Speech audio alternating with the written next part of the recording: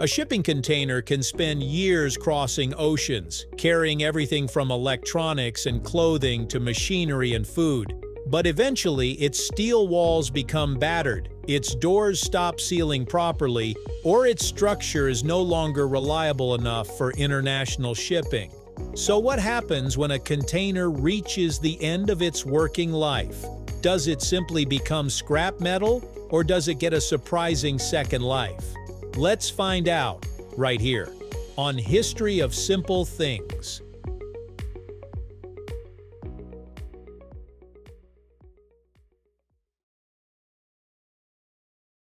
The story of the modern shipping container began in the 1950s, when American trucking entrepreneur Malcolm McLean helped revolutionize global transportation. Before standardized containers, cargo was usually loaded piece by piece into ships, a slow and expensive process known as break bulk shipping.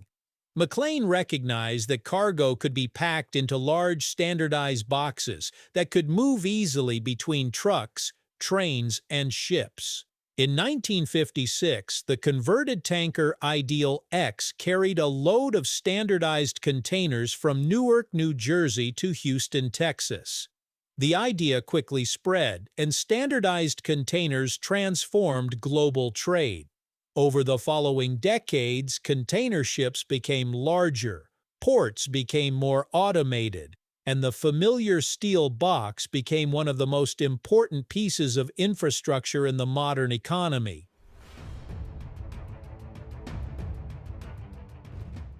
But shipping containers don't last forever. A container spends years exposed to salt water, rain, sunlight, freezing temperatures, cargo impacts, and rough handling. Every time it is lifted by a crane, stacked on another container, transported by truck, or moved by train, it experiences stress. The steel itself may remain strong for decades, but corrosion can gradually weaken the walls, roof, floor supports, doors, and corner fittings. Containers also have wooden floors that can eventually become damaged, while doors may become difficult to close or their rubber seals may deteriorate. When repairs become too expensive or the container no longer meets shipping standards, companies may retire it from international service.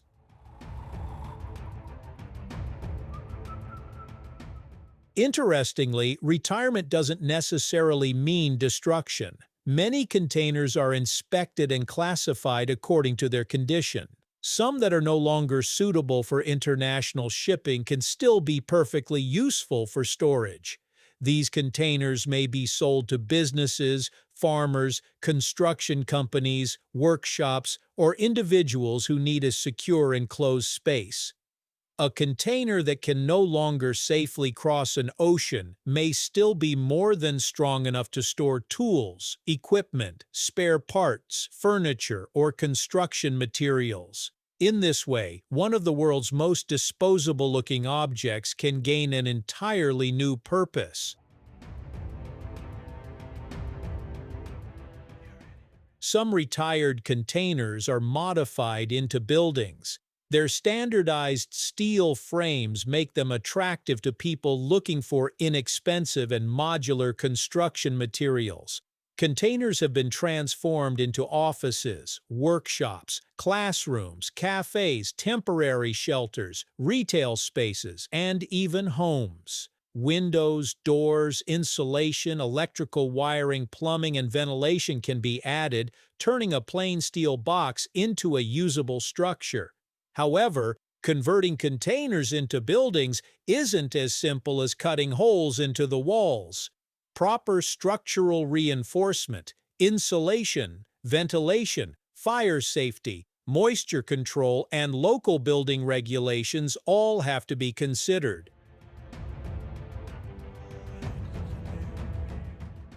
Other containers are used for more unusual projects. Artists have turned them into galleries and studios. Restaurants have used them as kitchens or dining spaces. Construction sites use them for temporary offices and secure storage. Some have even been combined into larger structures, creating multi-container buildings. Their strength, portability, and modular dimensions make them useful wherever a temporary or adaptable structure is needed. Eventually, however, even a retired container can reach the end of its second life. That's when recycling becomes important. Most shipping containers are made primarily from weathering steel, often called Corten steel. The steel can be cut apart, processed, melted in a steel mill, and used to manufacture new products. Instead of remaining a giant box forever, its material can return to the industrial cycle as new steel components, machinery, construction materials, vehicles, or countless other products.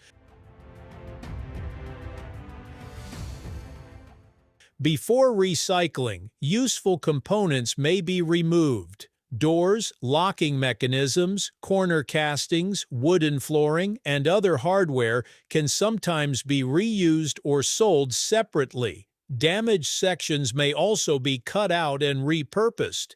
Even the steel panels themselves can become useful material for fabrication projects.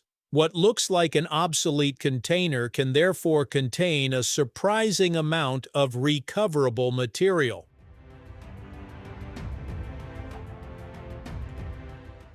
There is also an environmental reason to keep these containers in circulation. Manufacturing new steel requires significant amounts of energy and raw materials, while recycling existing steel can reduce the need for newly extracted resources. Reusing a container as storage or a building component can extend the useful life of the material even further before it eventually returns to the recycling stream. And here's the fascinating part. A shipping container doesn't really have a single retirement. It can have several lives. First, it may spend years carrying cargo across oceans. Then it might become a storage unit. Later, it could become a workshop, office, cafe, or construction site facility.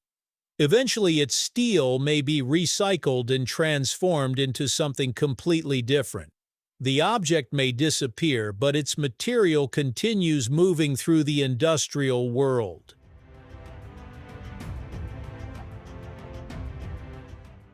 So the next time you see a rusty shipping container sitting beside a warehouse or construction site, don't assume it's simply an abandoned box.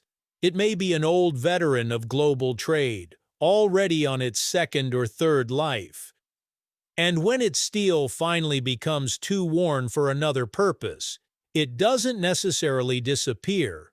It can be melted down and begin again as something new. From ocean freight to storage shed, from workshop to scrap steel, the humble shipping container has one of the most interesting afterlives in modern industry.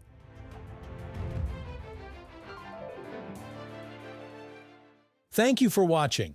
If you have suggestions for our next video, feel free to share them in the comments below. We'll be sure to give you an acknowledgement for your contribution.